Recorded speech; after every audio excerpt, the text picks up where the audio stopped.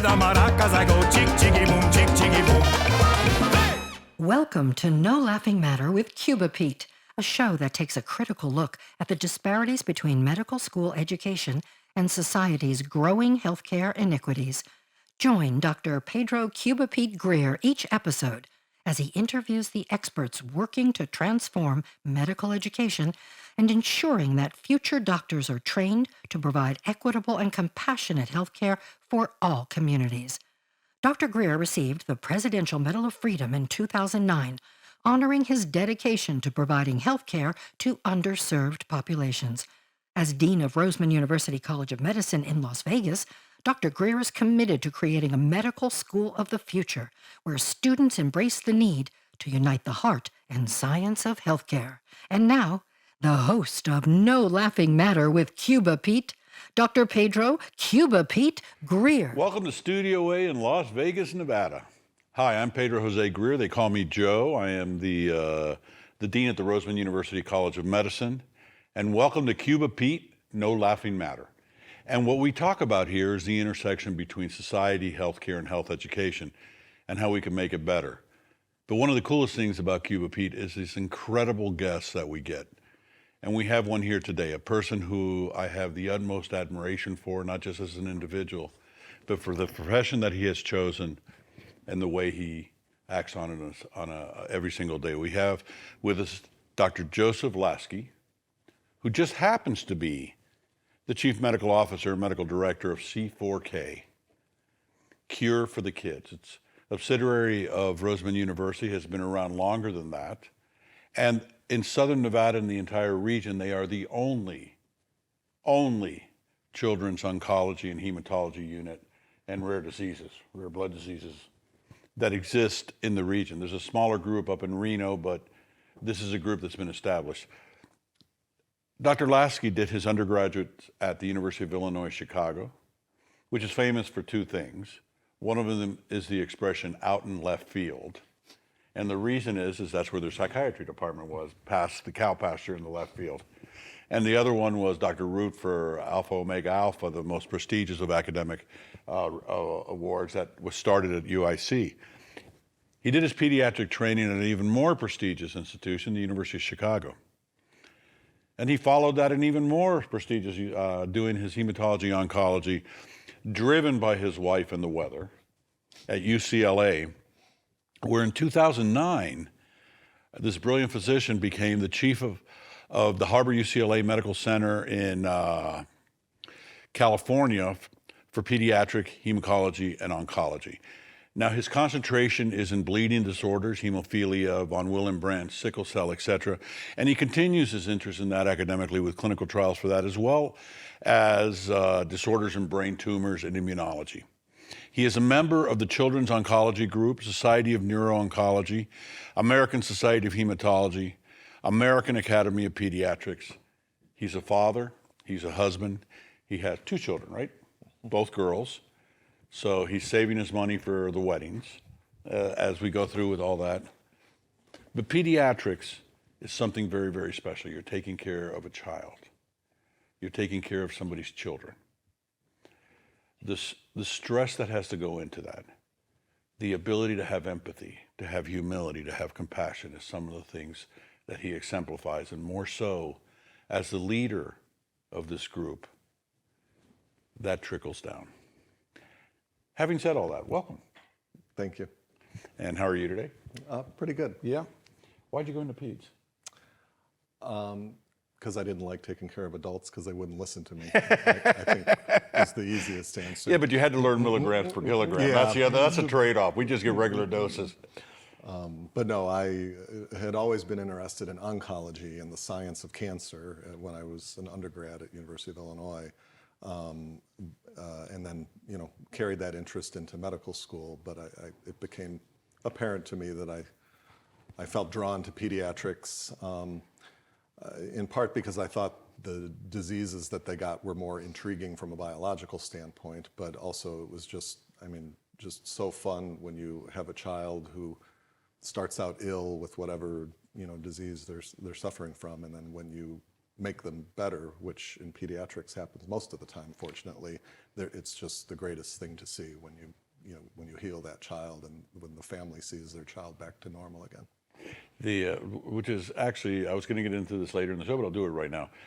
When a child is sick in a family, it draws all the attention, which then causes incredible stresses in the rest of the family with other children and with their spouse.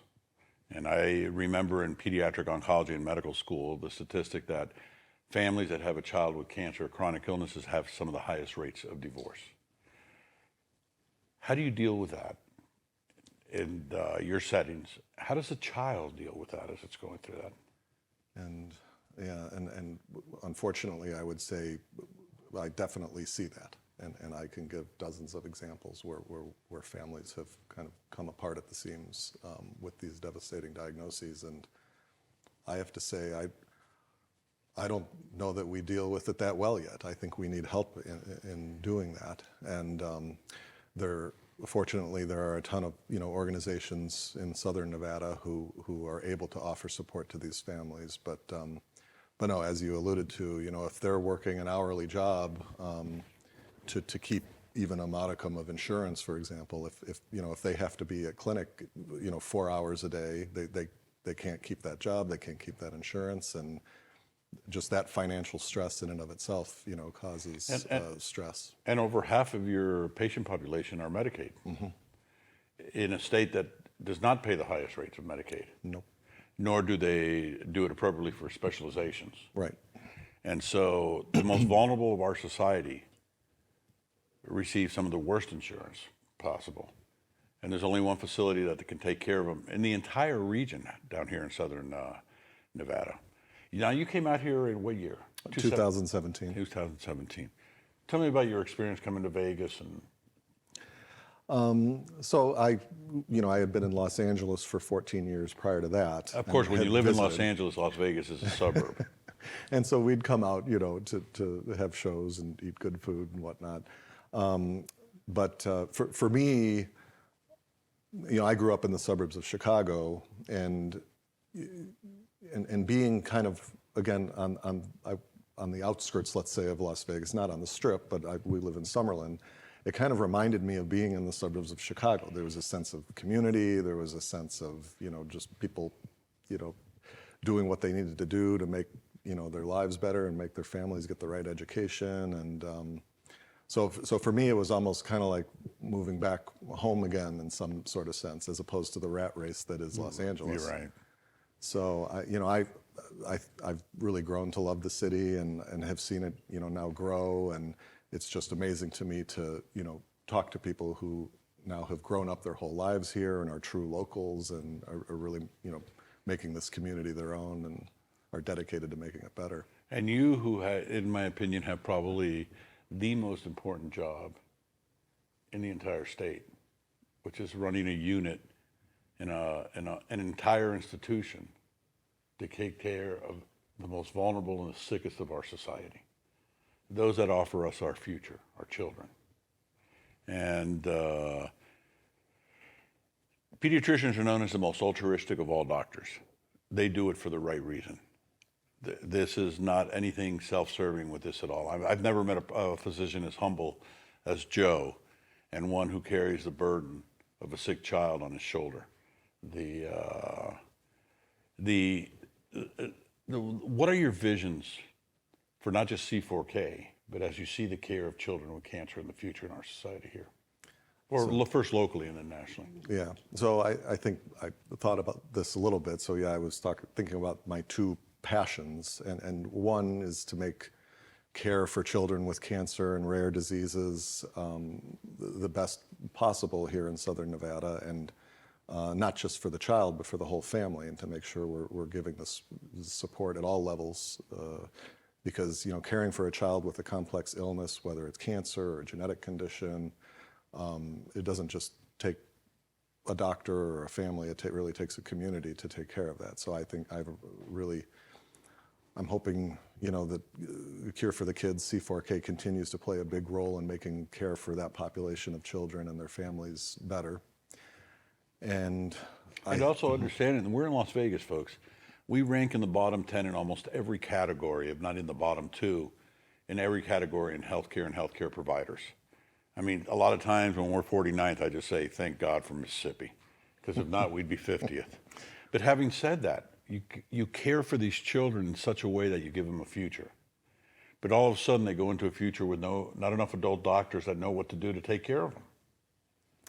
And that leads to the second passion Right. I have, which there was just a special on NPR that said we are at the bottom of the list for per capita pediatricians here in the state, and pediatric subspecialists is even worse. And so I think a real passion both for C4K and certainly for Roseman University is to train physicians that are going to stay here in Nevada and take care of these pediatric patients, not to mention adult patients. It's sort of interesting. At the prior university where we started a medical school, one of the things that we found because also a city with an issue of the number of physicians, this was Miami.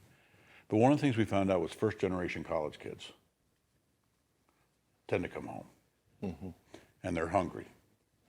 And so at Roseman, we are starting a program with a master's in biomedical sciences, where we want to take first-generation college kids from Nevada State University, from the College of Southern Nevada, bring them in after the third year, get them a master's degree, give them the proper foundations they need in sciences, and then get them into med school or dental school or nursing or pharmacy school. We have to start with the talent we have. Less than 400 kids a year apply to medical school from the state of Nevada. We need a pipeline or a pathway. We need to get kids interested in doing this. Why? Well, we want physicians in the state. Well, a physician's only going to come to the state, A, if they have employment, B, if they have a good educational system for their children, and all the other infrastructures that you need within a society to be able to do that. But if you're taking the lead in pediatrics and curing these children, I really think as a society here, we have a strong obligation to say, Dr. Lasky, for all the work that you and your group have done, we're here to take care of them for the rest of their lives. You've given them the opportunity to live. You've given them the opportunity to flourish. It's our job to make sure that happens. And I know that we're working somewhat with our Genesis program, which takes care of the social determinants. But you can just imagine. You work a full-time job, now you can't. Now you can't afford the things you used to afford. Sometimes electricity, sometimes rent. Imagine the stresses that family has to go through. All of that, and then to show up at C4K for the treatment of their child. Imagine that. And when you first get a patient and you first get young parents, what is the type of discussion you have with the parents? Because, I mean, the fear in these parents must be unbelievable. Right, and obviously from our standpoint, the initial part is, telling them the diagnosis and hopefully reassuring them that we're going to take care of them and that, that this is a curable disease, especially if it's leukemia or something like that, which would be the most common. And obviously that conversation can be filled with tears and, lots and lots of questions. But it's often very soon after that part of the conversation that they start asking questions about, how am I going to do this with my job? How am I going to, pay the rent for my house or the electricity bill or whatnot? And those issues come up very quickly. And we do our best with, our social workers and involvement of programs like Genesis and Candlelighters and whatnot to help them out as much as possible. But those questions are getting asked pretty early on nowadays. So medical education, to bring that into the thing being that I am a dean, becomes vitally important. It's not just important that the student understands and learns how to diagnose a leukemia or a cancer or how to treat it. But what are the other outlying issues that go along with that? All the social issues that can either exacerbate that disease or help cure that disease, which include things that are physical, rent, and things that are emotional, maintaining a family together. I mean, those are the things we have to instill in the education. It's just not learning the science. It's all the other things that you're going to be responsible for. And in one of our other episodes, we had Dr. Shoemaker here talking about hospitality. If you don't think that that's important, when you're a parent bringing in a child that you're afraid is going to die because somebody just gave you a diagnosis, and now, of course, what do? You go on the internet or you talk to your friends. None of them which give you the 100% real answer. But what does that do? It just makes you more and more anxious, which makes his job and his peers' jobs even tougher. Now, C4K does a lot of incredible things. For example, they mix up their own medications in their pharmacy. They have a gym that was donated by the UFC. UFC. They have some of the greatest artwork I have ever seen in their building, including local artists that have come in and painted rooms. And patients that have Patients. painted their own art. Yes. And really? Oh, that's pretty cool. Yeah, there's some amazingly talented kids, of course. Yeah. So. I love that. So where do you see C4K in 5 years? Well, I see us as growing. We're in the process of hiring both more physicians as well I as see you nurse just got a practitioners. pediatric rheumatologist. We expanded our clinical services to pediatric rheumatology, which is amazing because there was a huge need for that in this community. And a huge shortage of rheumatologists in the country. And so that's exciting, and we're actually probably going to bring in a second rheumatologist later Really? this year as well already, because someone has expressed interest. And so, in other words, our clinical capacity and services are going to grow. They have dentistry.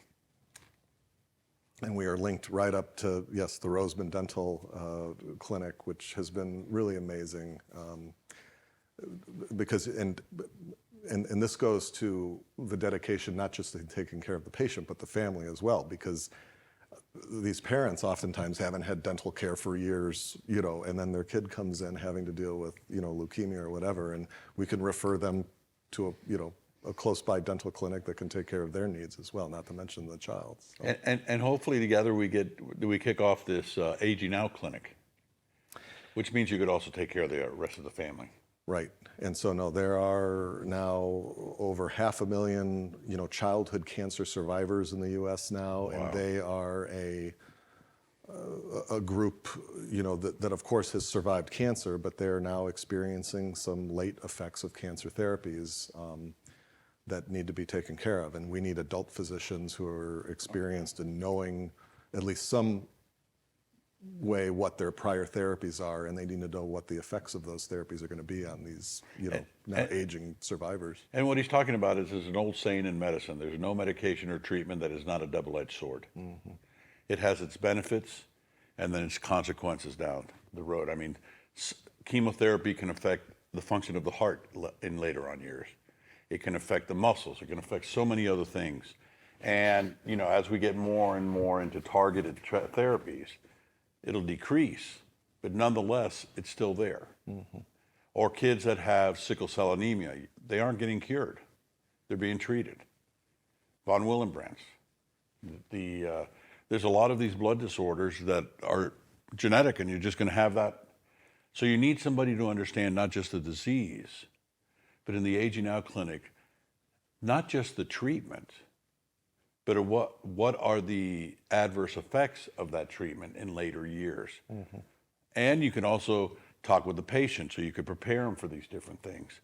So it becomes vitally important in working in that way. And it's the visions of Dr. Lasky's and things of that nature that will make Las Vegas and Southern Nevada, hopefully in the future, nearer than longer, one of the great medical places in the country. I mean, I've been all around. I've met a lot of physicians, and this is one special person.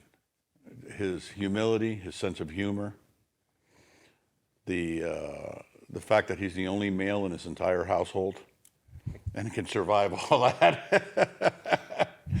But the fact that what he does and how he does it is not an issue of intellect. It's an issue of heart, of emotion. It's how he was brought up. So thank you, parents.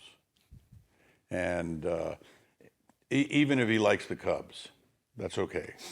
We'll accept that. He's from Chicago. He has no choice. This is true. Now, there's a lot of talk in Las Vegas about the building of a pediatric oncology hospital. which is always interesting in medicine, is talks are actually more than talks in many different ways.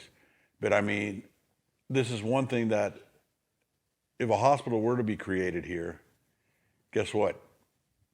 You have physicians that know how to do this, that have been doing this, and can do it from way beyond, because the majority of the care for patients nowadays is not in the hospital. It's outpatient. Now, I know that you are also interested in looking at doing training programs, fellowships in pediatric oncology, hematology, and things of that nature, which as an academic partner, we're very excited about doing that. We really, really are. And it's something that's badly needed, especially when you're doing fellowships.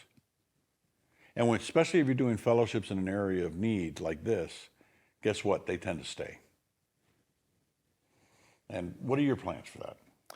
Yeah, no, I think as we, increase, again, our clinical staff and getting more, peds hemonc physicians here, I think we're definitely going to start to become interested in getting a training program opened up and a fellowship program. And I think, again, we're going to have an academic partner because the pediatric hemonc is very rooted in research, not just clinical research, but basic research as well. And so we need to have, faculty who are interested in having our fellows, participate in their research and doing bench to bedside. And the good thing is, right across the street from where you are, you probably have the best wet labs in the entire state. I know, yeah.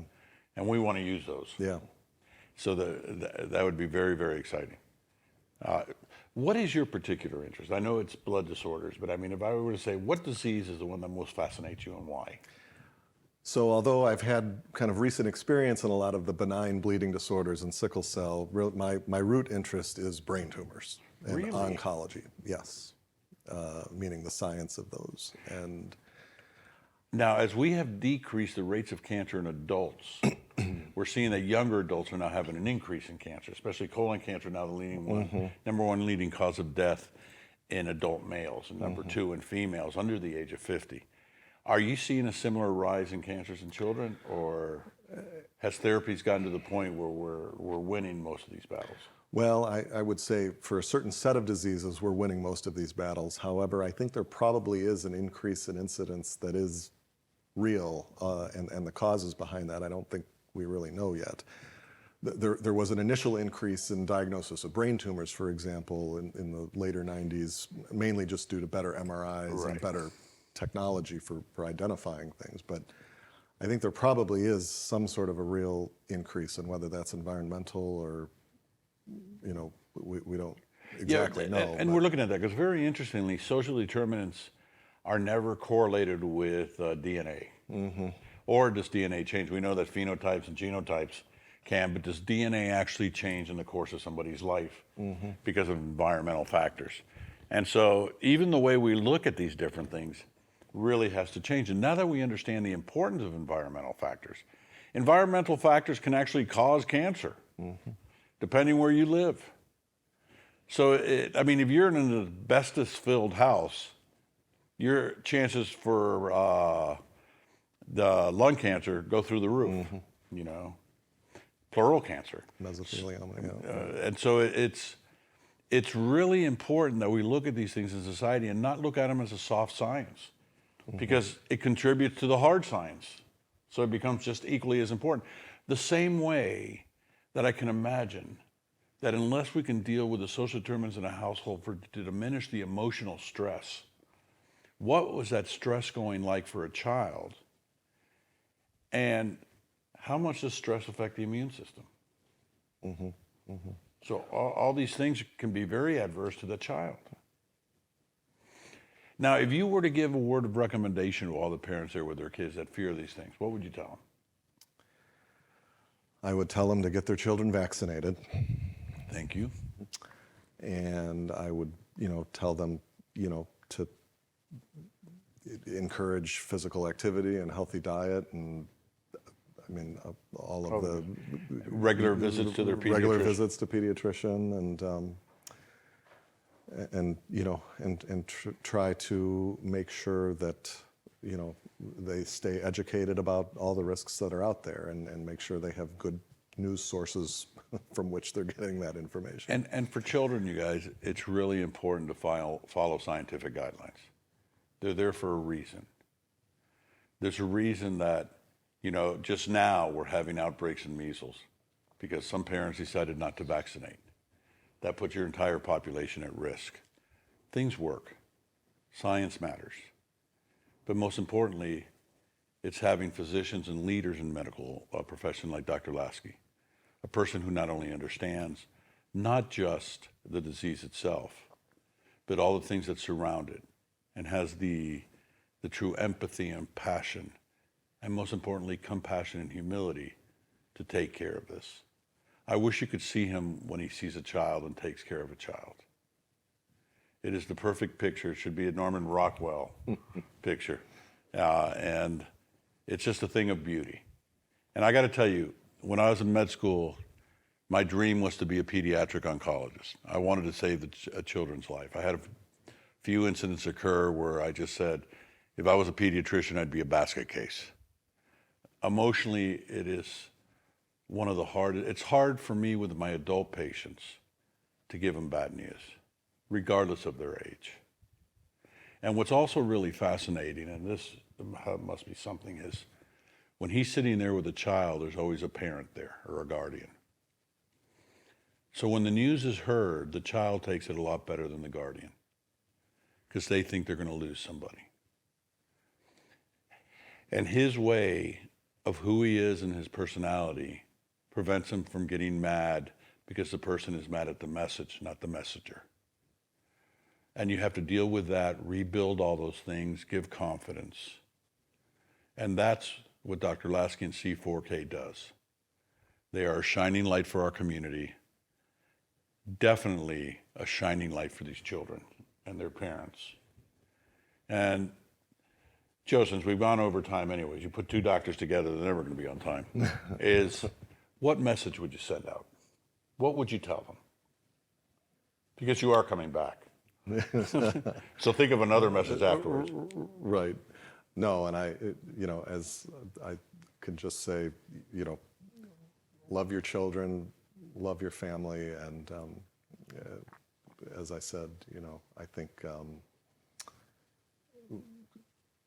I think we all need to make sure we stand in other people's shoes for a little bit to know, what a particular family is going through when they have a child with this illness, when they take care of a child with sickle cell disease whose family has had to deal with that condition since birth, and just definitely try to stand in other people's shoes and make sure you know what other people's perspectives are. And I got to tell you, that message resonates way beyond healthcare. It goes to everything in society. Once again, tell your parents thank you. And with that, from Studio A in Las Vegas, let's make life better for everybody. And always remember those that are suffering, but very interestingly, those are the ones that have the smile on their face. Anything you can do to support C4K, please do that. Joe represents them just as they are. Compassionate, caring, and brilliant. So with that, this is Cuba Pete saying, let's make the world better, folks. Thank you. If you enjoyed today's podcast, please subscribe, like, and comment on